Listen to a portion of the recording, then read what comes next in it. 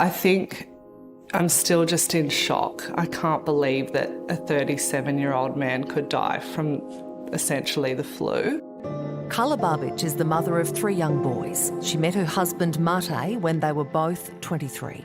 We had lots and lots of laughs. He loved his kids and he was so proud to have 3 boys to carry on his legacy.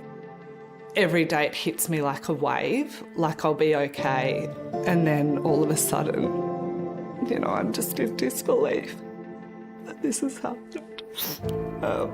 Sorry. Mate, a mortgage broker, went on a health kick just before he came down with the flu. So he'd stopped drinking alcohol, he had signed up at the gym, he'd lost like 10 kilos.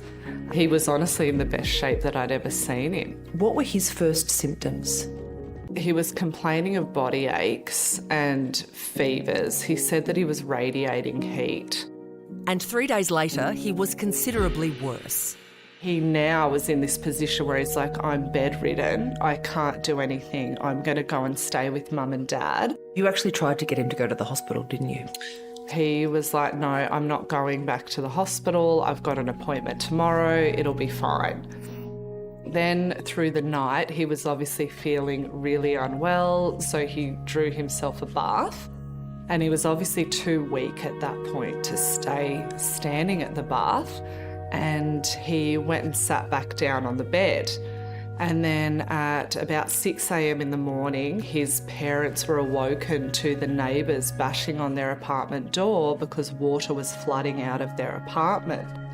The house was flooded and he was dead on the end of the bed. Mate died on July 12, just a week after contracting the flu. Last year, there were 308 flu-related deaths in Australia compared to 0 deaths during the COVID pandemic in 2021. Mate was in a low-risk age group. How did you tell your parents? Well, it was awful. It's a feeling and an experience I never want to go through again, and I wouldn't wish on anyone. Marco, my eldest, he's 8. Mate had a real love of video gaming, and I think they bonded over that. After Mate passed away, I actually went into our gaming room and Marco had grabbed his father's pillow off the bed and dressed it in a jumper and put pants on it and had sat it up next to him with a video controller in its lap so that he could still play with Daddy, and that was really confronting but sweet.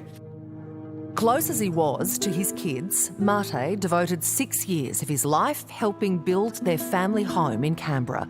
His blood, sweat and tears went into it, and we made a lot of sacrifices to get here, and the kids are so proud, Daddy built this house. So, of course, I look around and I can imagine him sitting on the couch and, yeah, sorry. You're okay. But with Mate gone and the building still not complete, Carla and her family may never get to enjoy Mate's labour of love. Look, it's really uncertain. I've got to prepare it to sell it because I just don't see how I can afford it with interest rates as they are. Carla's parents have been on hand to help her with school pickups. Carla and the boys all came down with the flu, but they recovered as Mate went downhill. He would have looked at us and been like, well, my wife and my 3 children have overcome this. I'm sure tomorrow will be a better day. Are you a little bit frustrated at him? Oh, I go through many phases at the moment, and definitely being frustrated has been one of them. Men just think tomorrow's going to be a better day, and some women too. On average, only 21.8% of Australians between the ages of 15 and 50 have got the flu shot this year. We just didn't get around to it, I think the key things where we went wrong, we weren't diligent enough with going to the doctor. Well, my husband wasn't.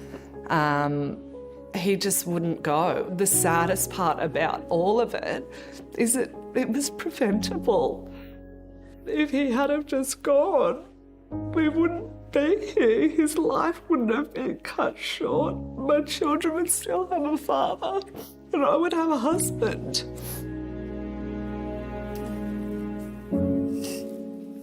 Carla is just the strongest woman. She's incredible, and it's still so fresh and so raw for her.